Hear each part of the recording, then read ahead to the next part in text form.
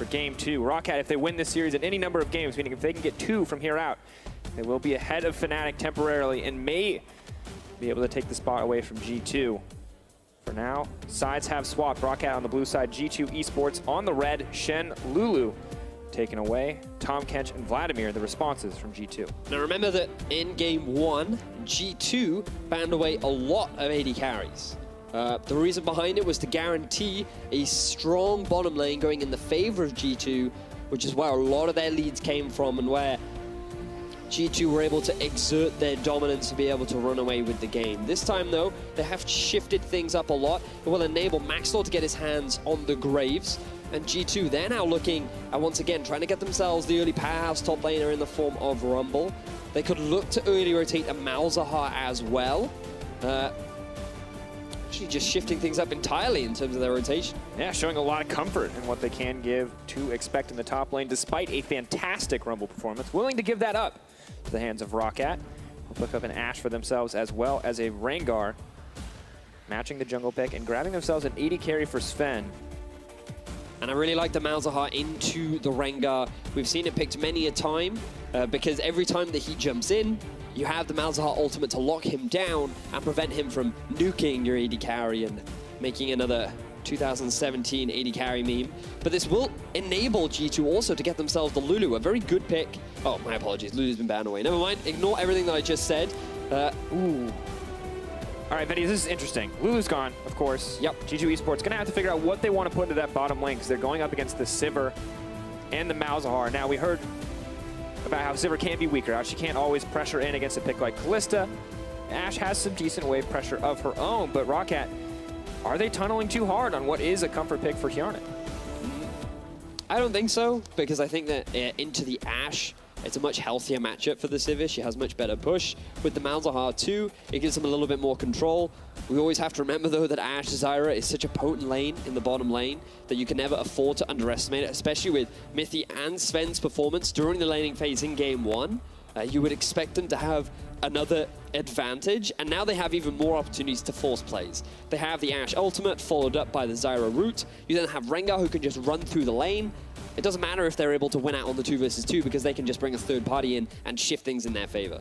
Yeah, can't quite say the same for Graves. Not so much in the mobility department, but both teams throwing some respect into the mid lane as we enter the second ban phase. Swain, Nasus taken away from the side of G2 eSports. ROCCAT taking away that Syndra from PerkZ. They are really pinching Betsy's pool right now, where they've taken away the Vladimir and the Swain. We have seen Betsy bring out a number of mid lane champions. He could always go for the Ryze if he wants to, even after the nerfs. It's still being picked up over in Korea. But he really is being pinched. G2 is saying, what else have you got left in the tank? And we're at the point where maybe he doesn't even wait for the counter pick. Or rather, maybe G2 doesn't even wait for the counter pick. They just try to secure a mid laner immediately. However, they're going to go for the Rumble once again. And it feels very similar to the composition we saw before, Vedius. No tank to speak of, but so much damage potential coming in from the side of G2. Yep. And it is... it's a difficult composition to play, but G2 demonstrated that they can do it. Now ROCCAT, they have decided to go for the Ryze, so Betsy will have a bit of safety in that.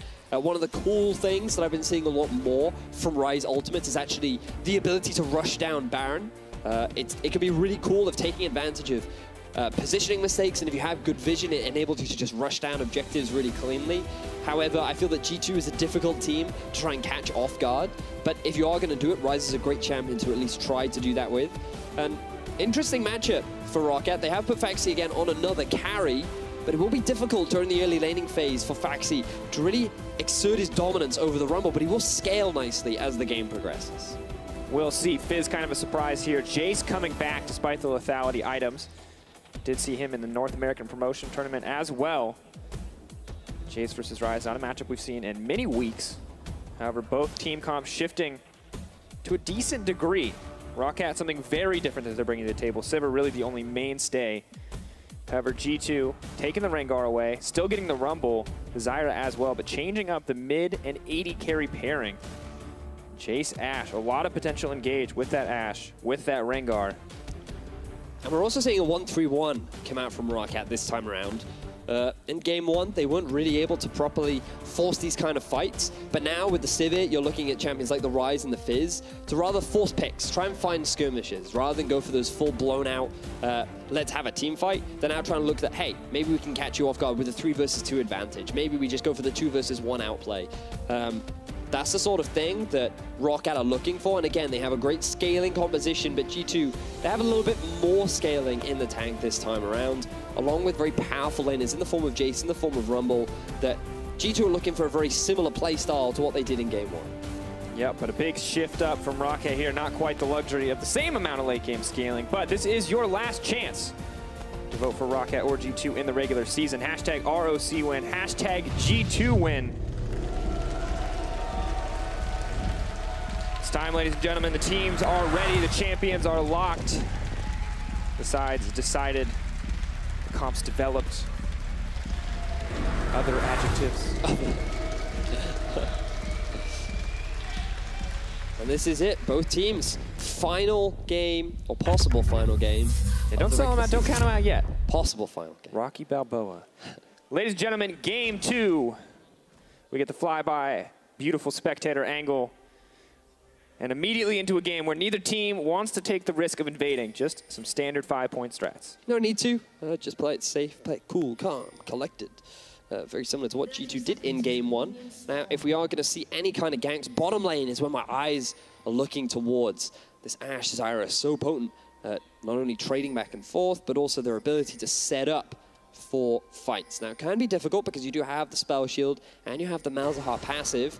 But if either of those are unavailable, G2, they can just look to pull the trigger and be like, hey, I'm going to kill you now. It's very blunt, Vedius. But that's what Rengar's all about. Except his weapons. I mean, I imagine they're pretty sharp. Sharp, fair. Simple strategy. Well, Mithy for now trying to gain control of this lane. We saw in G2 versus Fnatic 5 members on both sides just to try to set up Zyra control on the bottom side. It was G2 who shut it down in that series. However, for now, just a little bit of poke damage. Silent start coming in from Wadid. Burning through that mana quite quickly, but getting down some early damage as well.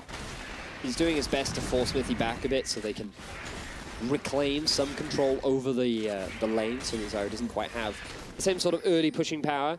Now, this Rumble into Fizz matchup is definitely an exciting one later on into the game because Fizz scales very well. We saw it come out from Wonder, also made it into my picks to watch. It's a great champion that not only scales very well, but he works into a fantastic split pusher because of how great he is at being able to duel. Now, for those that may not know, Fizz did have a few changes not too long ago, and you should be able to see that mark that appears above Expect's head whenever Phaxi hits him, and that's just the passive. And what will happen is that after 2 seconds, once that mark is fully charged, if Phaxi activates his W, then that will proc for bonus damage. So what often you'll see is Phaxi walk up, land an auto attack, and then he'll empower his basic attacks with the W, and then he'll use his Q to proc for a nice burst of damage. Well, for now, he's mostly backing away. Flamespitter, so much pressure coming out in this early lane. And once again, G2 have set themselves up to dominate the bottom side of the map. They are controlling the push absolutely. Hjarnan is taking a ton of poke damage, already burning through that one and only pot, and there's really no defensive support coming in from the Malzahar. I am surprised that Hjarnan would not go for either a boots or a longsword start. It is fairly difficult given the itemization that Hjarnan wants to go towards, with the Essence Reaver usually first, but still, I feel like you have to assume, especially given how game 1 went, that you're going to get pushed under tower and you're going to get harassed a lot by the Zyra and the Ashe. And instead of going for more sustain and looking to just get through the laning phase with a priority on farming, they're conceding now. Look, he's already pretty much an entire minion wave down in the 1v1 alone. 3 minutes into the game, Vedius. It's so hard for ROCCAT, and it's not a major gold difference yet, but from nothing, from no kills, from no objectives, from no major plays on the map, already 500 gold between these two teams. And G2, they're not giving their opponent any handicap. ROCCAT, they're playing on the highest difficulty possible here. They may have bit off a bit more than they could chew. Once again opting for the Sivir. Once again getting zoned completely and absolutely out of lane. And it's interesting too, right? Because when we look at this bottom lane, we do think of Hjarnan as being one of the better performing players on ROCCAT in the last few weeks, weeks 7 to 9, where ROCCAT did go for this series upswing. You can see the difference in kills per game, and the damage percentage, and the damage per minute with which Hjarnan was able to do. He really has been a player that's grown a lot this split, and it's really been a big part of ROCCAT's recent success. Of course, Sivir, though, feels like if you know that guy is going to be your carry, if you can hold out long enough, has the power to carry that game for them, is what we saw when Steelback was a member of the team. But it just hasn't been working out for them in game 1, or didn't. And now Betsy getting all in. Exhaust traded, Maxlore flashes over the wall, Otto's in, Trick on the way in, TP coming in, maybe looking for a little bit more of a committal. Maxlore looks to get down the smoke screen, trying to get something back, but first blood drops, and the Rengar is going to pick it up. Good response from Respect to instantly TP in, knowing that they could punish the fact that Maxlore has no flash. But really, Maxlore shouldn't have tried to go for that flash in the first place. There was no wall that he could use to proc the Q off to get that instant burst damage down onto PerkZ.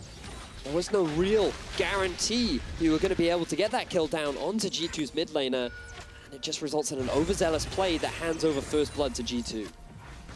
Not at all where you want to be.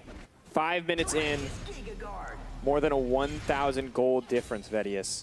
Now, I heard this from Hussein when we look back on this replay. See exactly how this pulled down. I'll hold my thought. You can see that it was just a lot of trading back and forth in the mid. Now, I would understand if Maxlore just wanted to come mid, help push out the wave so that Betsy could go back to base. But by using his flash, he tried to get burst damage down onto PerkZ. I feel like that was just an element of poor communication between Betsy and Maxlore. Maxlore just made the decision by himself to go, you know what, I think I can get this kill. And he ends up not being able to. So tell me about your thoughts. So this is well, it's not my thought. I have thoughts to share that I've heard echoed from many members of the community. Trashy, the jungler for Splice, Hussein, the coach for Misfits. It's that G2 in game 1, you can beat G2 in game 1. But for whatever reason, in game 2, G2 is always that much harder. It doesn't matter if you won or lost game 1, G2 comes back so much better. They don't know if it's a warm-up period, but they both described it to me in scrims. Sometimes game 1, you know, we have a chance, it looks good, we're going back and forth. But in game 2, they just adapt. They make up for the mistakes they make in game 1, and it's just so rough to play against this team. It's like G2 assess the power level of their opponents. So they play reserved in game 1. They just test the waters. They have a bit of a skirmish fight, right? And then in game 2, they realize the limits of their opponent, and that's where they try to force it. Now they're going to try and force it top. Phaxi trying to find the limits of Expect. Fish goes up, gets a bit of damage. Phaxi running to safety. Trick now running in. Not a ton of mana left. Does flash out. Trick not going to commit for it, but Phaxi now forced out of lane. G2 not getting too greedy, decided not to commit underneath the turret. The damage has been done to Phaxi. He goes for an all-in trade on to Expect. It does not go the way he wants. Meanwhile, trading back in the bottom lane. Exhaust down. Mithy taking a ton of damage. Refresh on the Malefic Visions. Wadid taking a bit of poke back, but both bot lanes trading incredibly aggressively. This may be good for ROCCAT, though. They're starting to fire back. Starting to pressure the lane back in their favor. Now that more swords have been acquired for Hjarnan, they're feeling confident. Wadid. A little bit of damage. One more shot. Ignite ticking down. Is going to walk out in the end. Avoiding disaster there on the side of ROCCAT. So a bit of a misplay from Wadid. Ends up getting rooted by Mithy. Almost loses his life, but Zven decides to hold on to the flash. Isn't hard to commit. Again, just takes the win in the sense that Wadid now has to be forced back. He's going to lose experience. He's going to lose gold. That just gives another big advantage to the bottom lane of G2, unless there are some magical plants in the river that can make you feel alive again. I want to talk briefly about the drop down we just saw. Betsy did more than 40% of his team's damage in game 1 as Nasus. I don't know quite what to make of that. Susan hurts. I should stop saying Susan, it's a bad habit. Maxlore now found PerkZ. PerkZ caught out, smokescreen making it difficult. Exhaust does drop, Betsy on the way. PerkZ no flash, that means he should be going down, but Trick, can he get one back? Collateral damage calls out, one more auto attractor trying to find the bush to lead back onto Maxlore. He's going to get one, needs one more stack of Fury. Is going to lock up Betsy, is going to run to safety. Just the 1-for-1 in the end. Still, the fact that G2 were able to claw something back from Maxlore making his way to the mid lane, trying to get vengeance for the play that happened earlier on, will result in a pressure advantage. Ever so slightly going in favor of Betsy. Look, he's able to push his minion wave underneath the turret, equalize out the farm. And now the bottom lane of G2, they know that there is no jungle threat, so they feel confident enough to push that minion wave underneath the turret They can go back to base after all the items that they've been picked up. You can see here, the round walk from Betsy combined with Maxlore coming in from the side means that PerkZ finds himself in a 1v2, but with a good exhaust onto Maxlore, and actually buys a lot of time for Trick to be able to come in, and then ends up finding the kill onto Maxlore. Just not quite able to make it out to safety in the end. Beautiful use of the ferocity to lock up Betsy and make it out to safety, but very close plays coming in. PerkZ potentially not respecting his opponents enough there. We'll get down some decent vision though, maybe prevent it from happening again. The Hyper Proc allowing him to take down that ward quite quickly, and a blue buff to boot as well. So now we're 10 minutes into the game, and G2, they found themselves a very similar advantage to what they saw in Game 1. A lot of it being built up in the bottom lane. Top lane not very similar to what we saw, and I feel like this is very much a repeat performance from what we saw in Game 1. We talked about in Champion Select that G2, they want a very similar playstyle where they look to try and get an advantage down bottom. The Ashe, Zyra, a very powerful combo that's great for setting up picks, so if you can get them ahead, enables you to move around the map. But Trick now. Trick potentially caught out. Betsy now running in, does get the snare. Trick trying to find his way to safety, wants to leap in, is going to leap back onto Betsy. Realm Orb comes out, they take out Trick, they're going to leave in style, and the TP gets canceled. Good punish from ROCCAT, finding Trick, and now half of the jungle, Wadid was primed and ready to get the collapse down. It all came off of the vision that Wadid had set up earlier on, tracking as G2 move into their half. They end up getting punished for it. Never sure. Once the Sivir standing alone under the tower of Vedius, you're never sure. If those Stranglethorns connect, there's one dead Hjarnan, but he holds on for now. No, the chain CC comes in, pop goes Hjarnan, Mithy picks it up. And you can see the look on Hjarnan's face. He knows he done goofed. That all-in possibility was always there for the bottom lane of G2. No Wadid to help them, no exhaust, no ulti. They felt that the play was pretty safe, and that indeed it was. And now they may very well get themselves another first tower. This is, I feel like it's cookie cutter coming in from G2. The pressure in the bot lane, make a pick. This feels like they are just 100% outclassing the opposition right now. And we're not, I mean, there is those scaling elements for ROCCAT, but I don't feel like it's quite as clear as it was in Game 1. Is it really acceptable for ROCCAT to fall this far behind once again? Well, I mean, it depends what you mean by acceptable, right? Like, it's not great to ever fall behind, but sure, it's acceptable. Losing to Zven and Mithy is never something that you should be ashamed of. But at the same time, with the composition that you're running, you want your Sivir to at least be even with the Ashe later on into the game, because she is one of your key tools in order to find picks, force skirmishes, or even force fights, right? The big window the ROCCAT still have is Phaxi is going even with Expect, and Betsy is ahead of PerkZ because he's been able to get those 2 kills. So ROCCAT still have the 1-3-1 possibility. The problem the ROCCAT is going to run into is the fact that when Zven and Mithy meet Hjarnan and Wadid in the mid lane to try and contest and push back and forth, it will be Zven and Mithy that have that advantage. And now G2, they're not going to try and push that advantage even further. Trick running forward. ROCCAT realize they've overstayed their welcome. Collateral damage is the disengage. Trick taking a ton of damage, but not going to matter too much as we see the all-in on the top side. Leap up, the playful Trickster. Auto attack procs waiting for the mark. One more in. Autos. Phaxi gets the solo kill. Big advantage gained in the top half of the map for ROCCAT, but look here down in the bottom. Nothing quite yet. Maxlore moving in. Mithy looking for the disengage. Arrow goes in, but Maxlore sidesteps. That's Mithy who's going to go down. No, flash out the heal. Trick over the wall. He's going to grab one back. Wadid has overstayed his welcome. Betsy not even in position to save him. Double kill for Trick on the empowered Bola. What was supposed to be a collapse of ROCCAT onto Zven in the bottom lane ends up with G2 getting the collapse down onto ROCCAT. Maxlore and Wadid were stuck in the river. Hjarnan, and now Hjarnan. Heal up. Backing off. No, Zven just kills him. That is brutal. Zven gets the 1v1. Tower diving Ashe in the bottom lane. If he hasn't asserted his dominance yet, I don't know what will. Because Zven is just that's asserting your dominance. Demolished Hjarnan. But the bright side for ROCCAT is that they are winning on the top side. Expect tries to go for a 1v1 against Phaxi, and that's kind of his forte on the Fizz.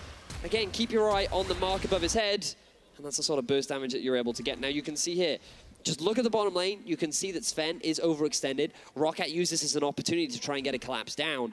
But then G2 are reading the play. They're able to come in from the river. You have Trick jumping in from over the wall, as well as PerkZ coming in from the flank. Zven then zones off Hjarnan from trying to support his team, and it becomes a very easy double kill going in the favor of G2. Just so well played. Zven with an excellent heal to save Mithy's life. The flash perfectly timed to dodge the second half of end of the line. Game of inches there. G2 come out on top.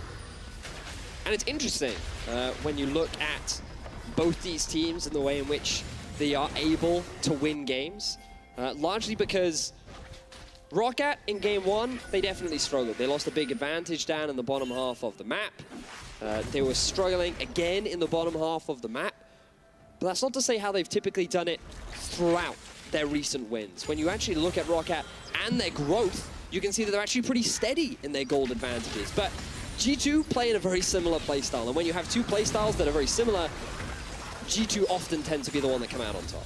Believe it or not, as the almost undefeated team in the EU LCS. Funny that. But really interesting to see how ROCCAT has shifted, how they are much more gradual in their leads. But it's so difficult to claw a lead back from G2, given as to how steadily they are able to hold on to it. So things not looking bright for the future of ROCCAT, but you should never count these guys out. They're always willing to throw out a punch. They're always willing to try and fight back. And I feel like that as the game progresses, the G2 set up for objectives like the Baron, that's when we'll start to see ROCCAT try and force these trades, try and catch G2 off guard, and net themselves some of the gold back in their favor. For now, however, it is the Mountain Drake that goes over into the favor of G2 as ROCCAT maybe look for an overextend to come in from Expect. Indeed, waiting in the bush, ready to ult down, to lay down the Nether Grasp, to lock up the opposition. But you know, I got a chance to speak to some of the ROCCAT players, Hjarnan and Wadid, and they told me it's just about one win at a time. They just want to take it one game at a time, one win at a time. They did not expect this massive turnaround for the team, and so now it's just a matter of keeping clean, clear focus. They're going to have to focus up, but Betsy, he's just going to dip out. Nice call. Does not get collapsed on in the end and gets the ult from Trick. Good read from Betsy. Realizes the ult from Trick instantly comes out, so he responds in kind by using his own ultimate to not even risk the 2 versus 2. He knows that with Maxlore in his current state, they probably wouldn't be able to win out, so nothing ends up happening in the bottom lane. This actually gives a bit of reprieve for ROCCAT, given that now that ultimate threat from Trick has been alleviated. And just look at Phaxi in the top lane. We haven't actually looked that much in the top half of the map. We did see him get himself the solo kill, but you can see now he's sitting on the CS advantage. He's the one pushing Expect underneath his turret. And he is the big win condition for ROCCAT right now, because a Fizz in the late game being able to just sit on a side lane and constantly draw pressure. He's so slippery, he's so difficult to lock down. That gives ROCCAT a window. Maybe you send 2, 3 members of G2 to go kill Phaxi, boom, instant Baron. Maybe you have to invest multiple resources, or maybe you just leave Phaxi on his own to slowly take down these side lane towers. And it's not just that. PerkZ, in the meantime, loses a flash. Overstays his welcome in that river. So small advantages, small windows of opportunity for ROCCAT, even with G2. That's such a big advantage. ROCCAT can still find a way to punish, can still find a way to shut them down, but they haven't done it yet. So for now, G2 remain in the driver's seat, remain in control of the game, and realistically does not get easier from here for ROCCAT. Unless they can continue to find small openings, small opportunities, summoner spells, kills, maybe an objective. And we should remind the audience that if ROCCAT are able to win the series, then their chances of playoffs are significant, as Hjarnan takes a lot of damage. Oh, nice flash out, spell shield as well to keep him safe. On the hunt is Burn, flashing from Wadid. He will get knocked up though, but Mithy drops. Phaxi now running in, it's feeding time. PerkZ knocked back, knocked out, but the equalizer is massive. Not enough to turn it back. ROCCAT find a kill, Trick goes forward, Sven's on the front lines, but he doesn't have any mana. Leaping in, trying to get something. Zven uses the Blade of the Rune King, starts to chase down, but Betsy stops the fight in its tracks, and it's ROCCAT who come out on top. Finally, ROCCAT get the fight that they have been looking for. So many resources invested onto Hjarnan, but this fight might not be over yet. Moving forward, Phaxi wants a little bit more. Flash in the stairs, Sven goes down! The burst damage is unreal, and Trick could be next. Betsy's chasing him down on the side lane. ROCCAT are grabbing the tower. Overload, exhaust goes in. Trick, double kill for Betsy. That is a massive Ryze 5-0-1. ROCCAT looking so good in that fight. They were waiting for this window, waiting for the smallest of opportunities to punish G2, and they find it. Hjarnan, he's alone defending the base underneath his tower. G2 think, look, we can catch him, we can get that pick, we can turn this into a mid lane tower in our favor. But no, he sidesteps, he dodges, he dips, he dives, he avoids it all. And that is the go signal for ROCCAT to be able to force this fight and get themselves a big team fight win. On the hunt to teleport from Phaxi, but what are they going to lose? They burned a lot of resources of their own, and now PerkZ is left uncontested on the top side. Only Phaxi here to defend this tower. Will have some wave clear if he wants to use the playful trickster, but doesn't look like he can afford to do it. Threatening Mithy, forcing the team to back off on damage alone. Now the rest of the team trying to compensate. A lot of damage laid down into the tower, but G2 do not get the objective, and we'll take one more look at Hjarnan's escape here. Now look at the positioning of the rest of ROCCAT. Betsy's coming in from the flank. You also have Phaxi TPing in from behind, and Mithy becomes the primary target because there's very little you can do against the Flash ultimate. Given that Zven's completely zoned away, and Expect is being zoned off by Wadid, this makes ROCCAT feel confident enough not only to go for the dive, but to go for this extended trade. And these are the best fights that Phaxi can take advantage of. If he can constantly move back and forth and try and force, rather than like the 2 versus 2s and the flanks and the small skirmishes and the extended fights, that is where you see the real power of this Fizz. It was just so good. The instant, guaranteed team fight impact. Ult onto PerkZ punishes him for losing that flash earlier. The G2 strike back with the tower of their own, and now the gold is very much even. But you can see, we said it was going to be all about Hjarnan, Vedius, and it's not all about Hjarnan this time. It is about Phaxi and Betsy. These guys carrying the fights. Well, we also talked about how Phaxi was the big win condition for ROCCAT, and how he was that possibility. And I thought that he'd be shifted off into a side lane, but no, he came in with the team fight. He's like, hey, I'm ready to rumble. And he ends up rumbling the rumble. And now he has been moved off to a side lane. The rest of ROCCAT have followed him down, and their priority is trying to get themselves to tier 1. But with PerkZ in the top lane, very likely that G2 can equalize. Speaking of, Expect's going to equalize with the wave. Phaxi going to throw down a few more autos. But there's going to be tower damage traded back and forth as G2 look to collapse on the top side of the map, grab themselves a tower of their own. Remember, that one is incredibly low from the push earlier. So it looks like PerkZ should be able to take this one uncontested. Phaxi on his way up, but it may be too little too late. Have to see.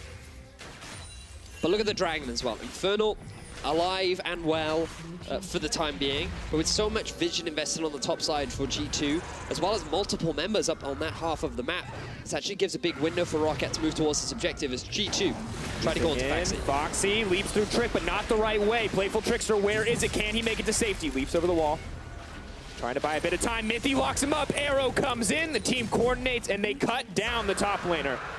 So good play from G2, but also good response from ROCCAT. They realized that many members of G2 were invested onto the top side, so they can look to try and make the play onto the Dragon. Phaxi does not respect this. He doesn't realize that the collapse is coming out from G2.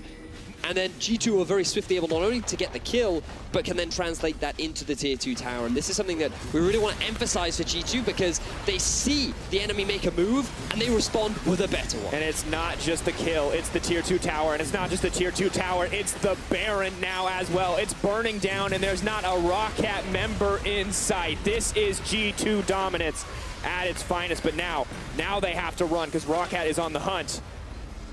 They're going to walk away empty-handed. G2, massive lead and a Baron to boot. Such good play from G2. They did invest all of that vision into the top half of the map.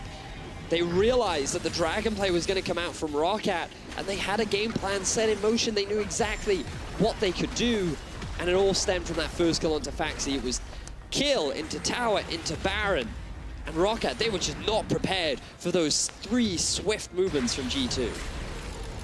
G2 well on the way to the undefeated split. Gold lead, Baron backing them up. Just a single victory left standing before them.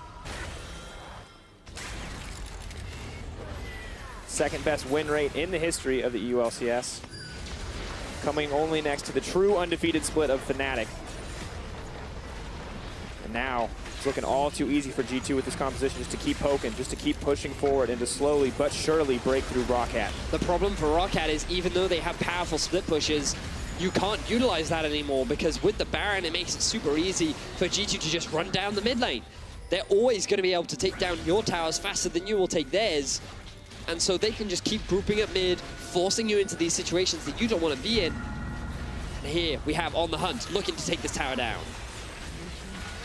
Moving forward and moving for a bit more.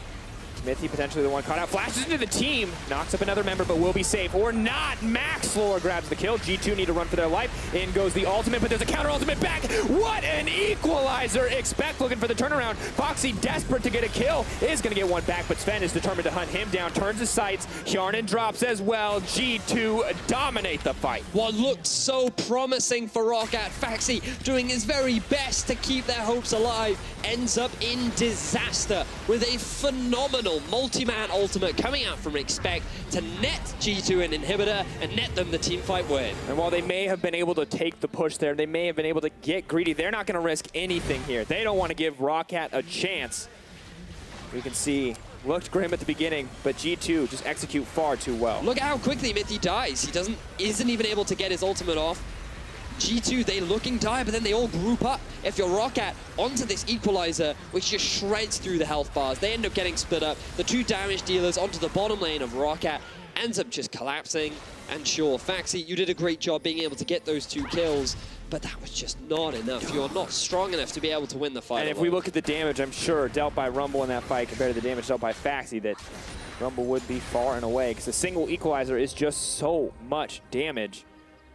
Perfectly cut off the back line. Those short-range champions like the Ryze, like the Sivir, just trapped in that Inferno.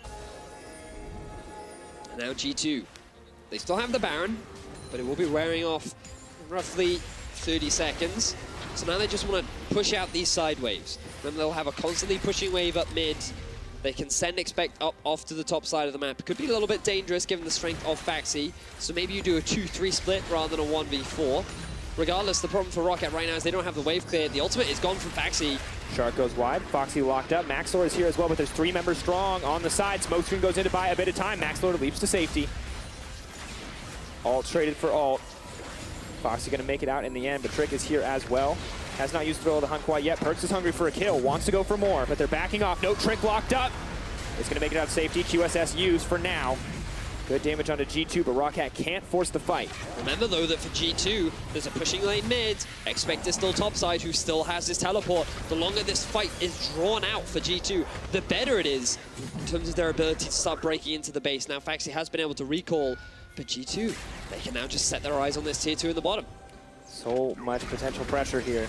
Wadid has already used the ultimate, but Sivir has the wave clear, as does Ryze. Stop G2 from pushing any further. That's one of those games where maybe if the recalls were stopped, maybe G2 were able to break another inhibitor.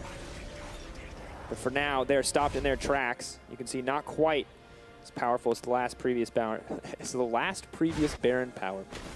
And you're seeing that Phaxi is what's making things difficult for G2 to be able to close out, because they can't reliably send PerkZ or Expect off onto a side lane to be able to deal with him because of how potent he is of a split pusher. With both the Trinity Force and the Blade of the Ruined King completed, he will be able to outduel every single member of G2.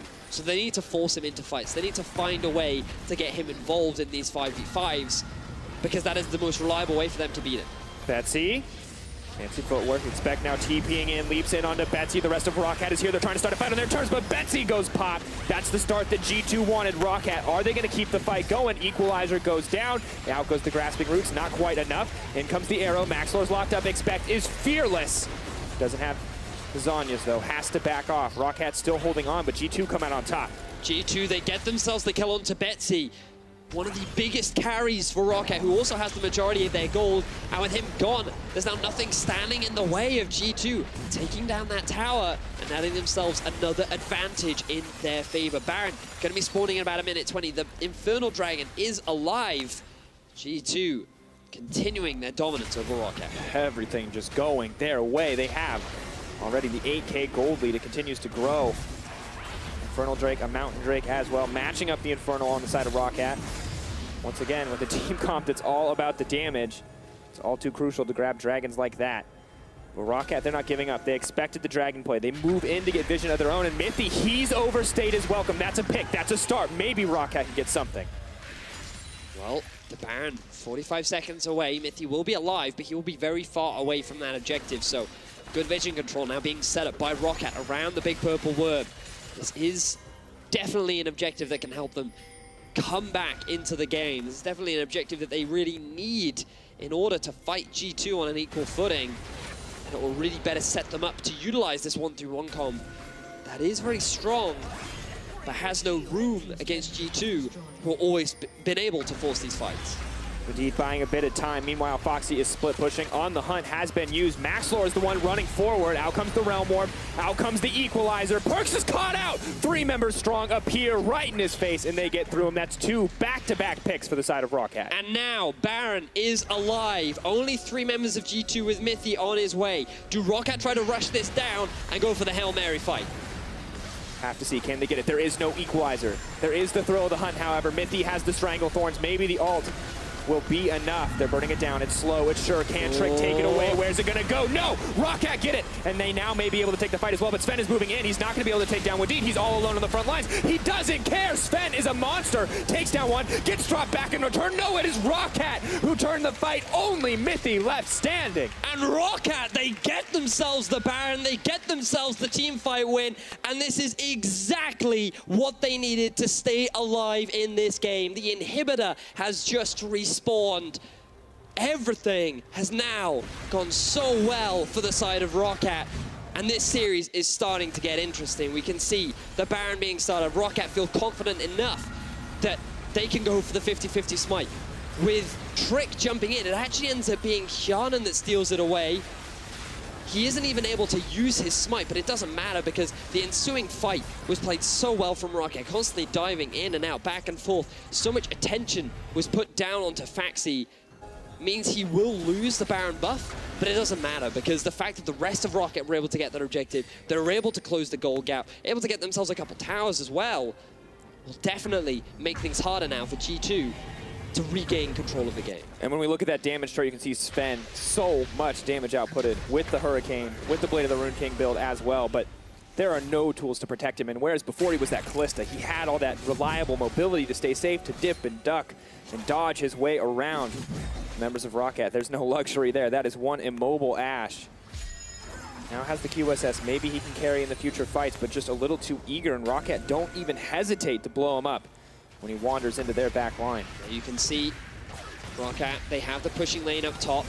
They're going to walk the minions up to the tower of G2, and then they're going to make a swift rotation up to the top side. Now, Phaxi has no TP. Equalizer goes in, hits multiple members. Shock Blast comes out as well, but Hjarnan's going to block it. Heal comes in, ROCCAT are fine for now, but Phaxi's pushing on the top side. And think about what was used from G2. Equalizer gone, on the hunt, gone. Ashe Arrow is still available, and all 4 members are rotating up to the top side. This is a good movement from G2. The bottom wave had not been set up by ROCCAT, so they couldn't look to try and take advantage of this tier 2 tower from G2 in the bottom half of the map. So G2, they'll hold on for a little while longer. Now, Betsy has been sent to the bottom lane using his ultimate. But G2, again, they've recollected themselves, and they should be able to hold on for the time being. Fox continuing to pressure in against Expect. Now, Expect has a ton of wave clear, but I don't know if he can find the 1v1. He may not get the chance. Phaxi determined to break the tower. ROCCAT determined to find another one as well. With both towers dropping, this should just about even out the gold. ROCCAT and G2 suddenly on very even footing, despite a very G2 favored early game. And who could have thought that ROCCAT, they had 0 wins. They were regarded as the weakest team in, at least in Group A. They were a team that everyone was expecting maybe even could get relegated. Like, the fact that they were able to bounce back, and now they are starting to challenge G2, is such an impressive sight to see the growth that this team has made. And sure, G2, they demolished them in game 1. They had control firmly of the early game, but good proactive play from ROCCAT, finding that pick onto Mithy, finding another pick onto PerkZ, transitioning that into a very swift Baron play. That's all on ROCCAT. That's all of them utilizing the vision and utilizing their comp to find these picks, find these skirmishes, and transition that into now what is a very small, but still a gold lead. Just a completely different team than we saw in the early weeks of the EU LCS. But still a team that has to take down G2 if they want to make it to the playoffs. Fnatic currently not in a great position. If they find a win against Misfits, they guarantee themselves a road there. But for ROCCAT, if they find the win here, if Fnatic drop to Misfits, then it could be ROCCAT taking their place. They could be the team that knocks Fnatic out of the playoffs for the first time. In ever. In ever. That would be quite an achievement. A lot of Fnatic fans would be pretty sad. Who would they get mad at, though? Would they get mad at ROCCAT? Would they get mad at Misfits? I don't know. I'll have to ask the Fnatic fans should said event occur. Right now, though, ROCCAT still have to close out the game. The goal is even. And I think it's still fair to say that G2 are not a team that you can afford to underestimate. It's not like ROCCAT are the ones with the 10,000 gold lead. It's not like ROCCAT have been overwhelmingly dominant. They've got one good fight, they've got one good Baron, and that's great for ROCCAT. Things are on the upswing, they're feeling the momentum, they're feeling confident. They have the 1-3-1, but this is still G2. And closing a game out of the powerhouse of Europe is no easy feat. And right now they have the pressure, and they have the vision, but G2 are starting to fight back. They're starting to feel more comfortable, more confident. They saw the Ocean Drake go down. That gives them the ticket to gain control of their jungle once again, and suddenly the map is on even footing. It's going to come down to execution.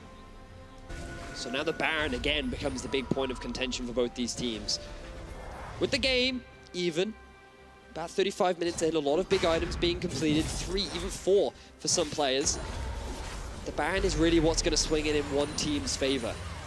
The problem for ROCCAT is their team fighting is weaker. Like, we've seen Phaxi get some great flanks off and really be the big swing factor for ROCCAT to be able to turn things in there to their advantage. But really what ROCCAT want to try and do is split things up. They want to just keep G2 around the Baron for as long as possible to allow Phaxi or Betsy to break into the base of G2 to perhaps get themselves an inhibitor. I feel like a full-blown 5v5 fight is not what ROCCAT want to try and force right now. Well, we've seen when Mithy is able to find the Stranglethorns, when Expect is able to find the Equalizer, how easy it is for G2 to just clean up a fight. But they haven't been so consistent in recent fights. They may, however, find one here. Trip taking a small amount of damage. The team is split up. The arrow, where's it going to go? It does not land.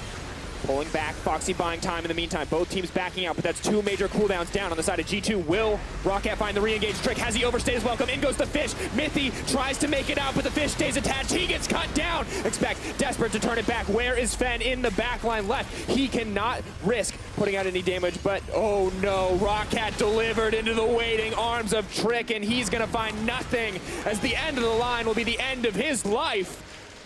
PerkZ now running. Desperation has to be setting in for the members of G2. What an excellent fight from ROCCAT. And I cannot emphasize enough how well that team fight was played by ROCCAT, but it's not quite over yet. They're looking for that tower. Have to wait, have to be careful, can't give an opportunity to come back in, but for now they're focusing on the inhibitor. They're staying disciplined. Eyes on the prize on the side of ROCCAT. The rest of the team going in. Betsy potentially in trouble. Expect, has he overstayed his welcome? On the hunt, comes out. Expect is going to get taken down. PerkZ is next. Maxlore looking for the kill. He gets the double.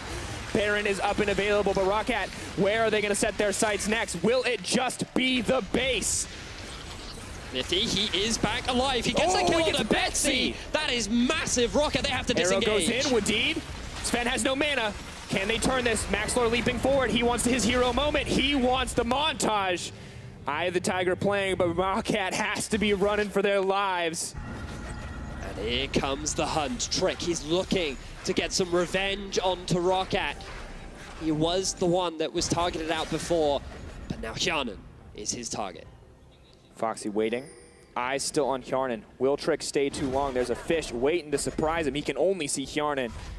But the ult fades away, and Baron now on the table, and G2, the team in position to take it. And ROCCAT, they just got too greedy. They thought that they could try and end the game when they should have gone back to base and set it for this Baron. I don't know if ROCCAT have an answer, given that Graves is nowhere here. Burned.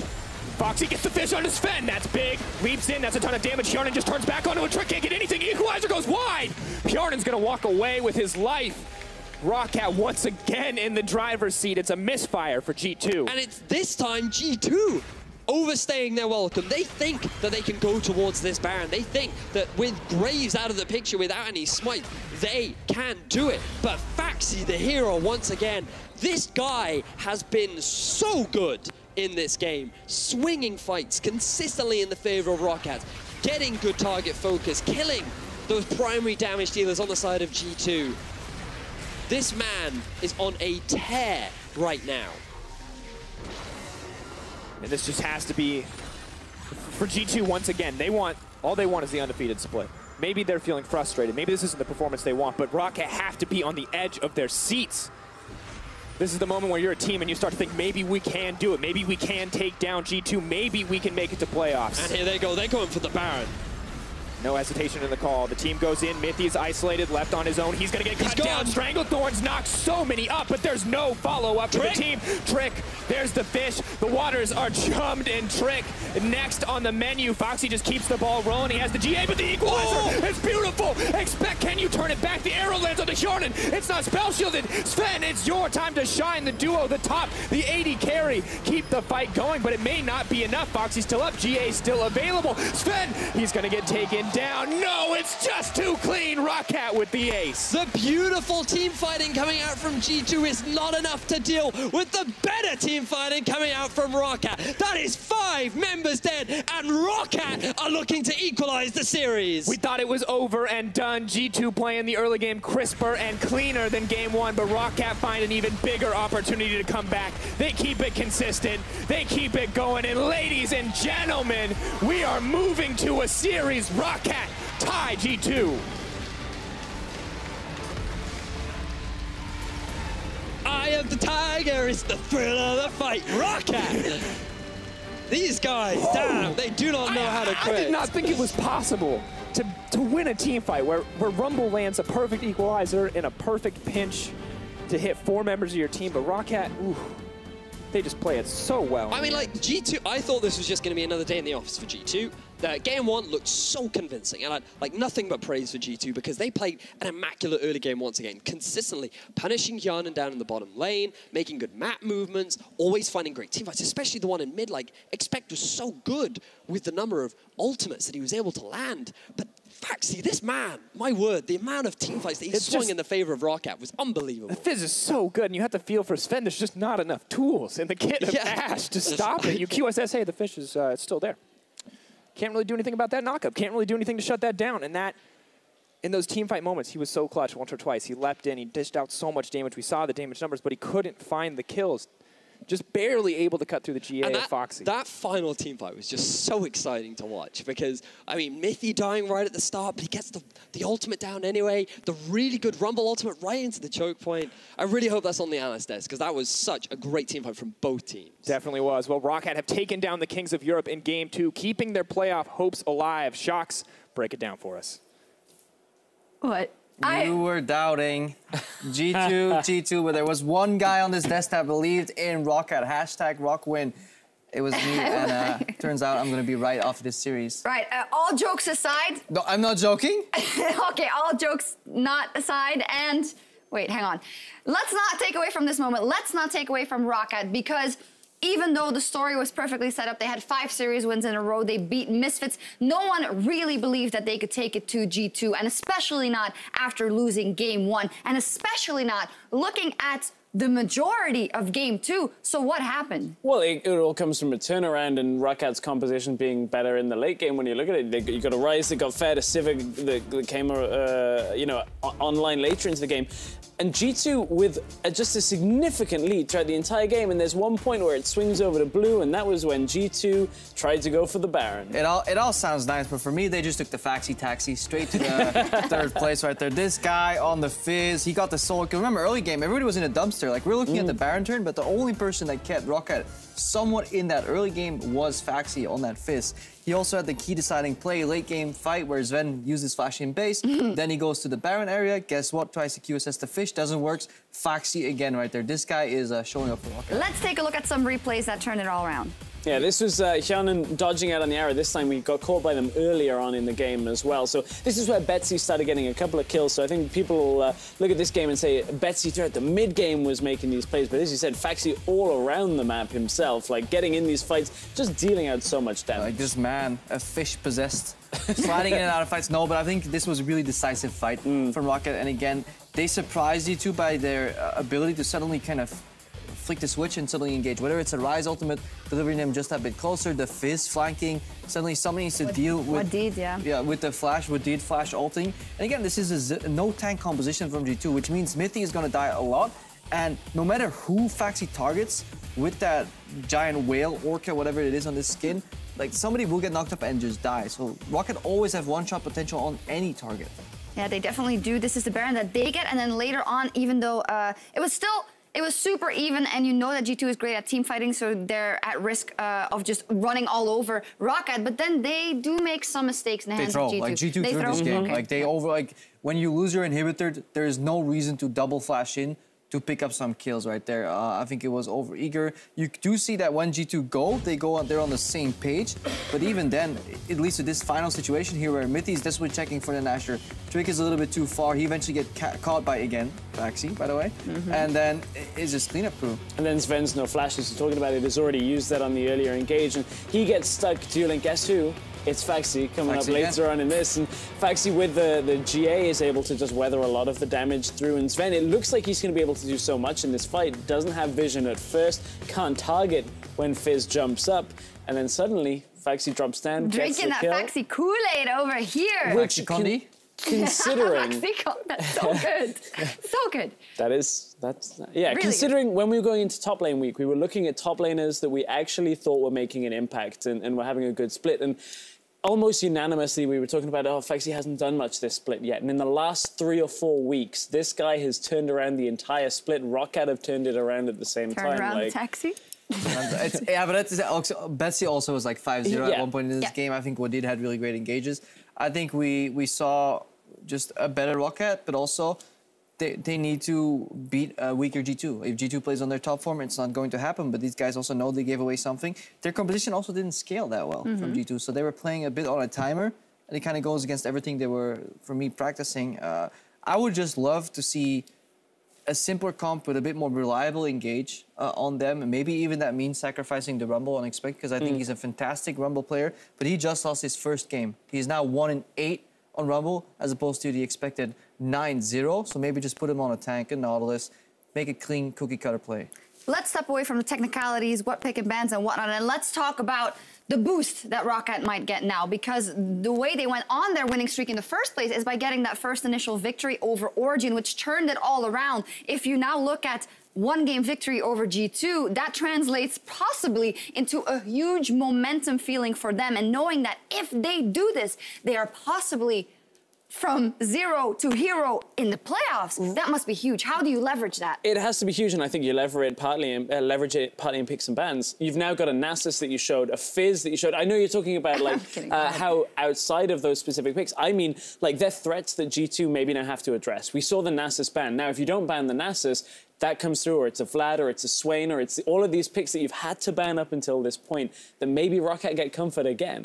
Yeah, and you see, I've never seen their coaches so animated in between game series, because a lot is on the line, you know, from boosted to now the boost into potentially playoffs for ROCCAT, and I think it will be interesting to see. Yeah, it will be interesting. I like to get on those hype trains, you know, and see it happening. I think it would be wonderful for them, but we got to look at the other side of the coin. And before we said, well, obviously G2 is not playing for anything but that undefeated split, but I feel like when you're on the brink of actually losing that undefeated split and you're 1 game away, it's going to be all on the line. You're going to try your hardest. They don't want to lose right before playoffs, but keep in mind, this is the 3rd series. Misfits did this recently. Fnatic did this to G2 as well. This isn't the first time they've been here. This isn't the first time they've had to delve deep. Usually they lose game 1 and they win 2 in a row after. Or in most cases, they have lost game 1 and gone on to then win 2 in a row. Now ROCCAT is like, boom, you win game 1. We are going to win game 2 and throw it all up in the air. I am excited. But you're not a rapper. I'm not a rapper. ROCCAT, I am actually in my off time. ROCCAT are on the hunt for playoffs and have their eyes on the undefeated G2. It all comes down to game 3, so don't go anywhere.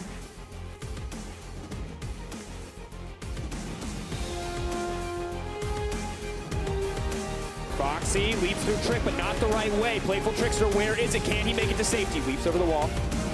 Trying to buy a bit of time. Mithy locks him up. Arrow comes in. The team coordinates, and they cut down the top laner. Move forward and look for a bit more. Flash. Oh, I think it's fine. Mithy potentially the one caught out. Flashes into the team. Knocks up another member, but will be safe. Or not. Maxlore grabs the kill. He's not going to be able to take down Wadid. He's all alone on the front lines. He doesn't care. Zven is a monster. Takes down one. Gets dropped back in return. No, it is ROCCAT who turned the fight. Only Mithy left standing. ROCCAT finds find an even bigger opportunity to come back. They keep it consistent. They keep it going. And ladies and gentlemen, we are moving to a series. ROCCAT tie G2.